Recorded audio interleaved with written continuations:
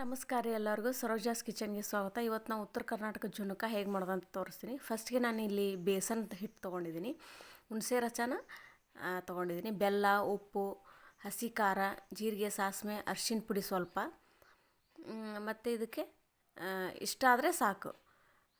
ಇದಕ್ಕೆ ಒಂದು ಪಾತ್ರೆಯಲ್ಲಿ ಎಣ್ಣೆ ಕಾಯಿಟ್ಕೊಂಡಿದ್ದೀನಿ, ಜೀರಿಗೆ ಸಾಸಿವೆ ಹಾಕ್ಕೊಂಡು ಜಜ್ಜಿರೋ ಅಂತ ಬೆಳ್ಳುಳ್ಳಿನ ಹಾಕ್ಕೋಬೇಕು. ಅದು ಬೆಳ್ಳುಳ್ಳಿ ಸ್ವಲ್ಪ ಕೆಂಪಗಾಗಬೇಕು.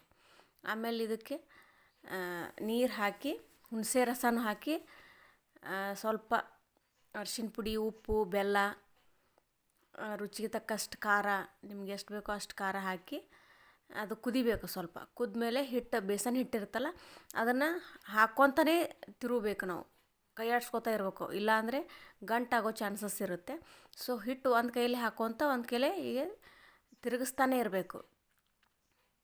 ಈ ಥರ ನಾವಿಲ್ಲಿ ತೋರಿಸ್ತಾ ಇದ್ದೀವಲ್ಲ, ಈ ಥರ ಹಿಂಗೆ ತಿರುಗಿಸ್ಕೊತಾನೆ ಇರ್ಬೇಕು ರೀ. ಇಲ್ಲಾಂದರೆ ಇದು ಜುಣುಕದ ವಡೆ ಸರಿಯಾಗಿ ಬರೋದಿಲ್ಲ ಮತ್ತು ಗಂಟಾಗುತ್ತೆ.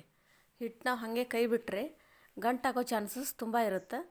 ಸೊ ಈ ಥರ ಬರಬೇಕು, ನೈಸಾಗಿ ಬರಬೇಕು ಈ ಥರ. ಆಮೇಲೆ ಒಂದು ತಾಟಿಗೆ ಎಣ್ಣೆ ಹಚ್ಕೊಂಡು ಮತ್ತು ಎಳ್ಳು, ಒಣ ಕೊಬ್ಬರಿನ ಹಾಕ್ಕೊಂಡಿದ್ದೀನಿ ನಾನು.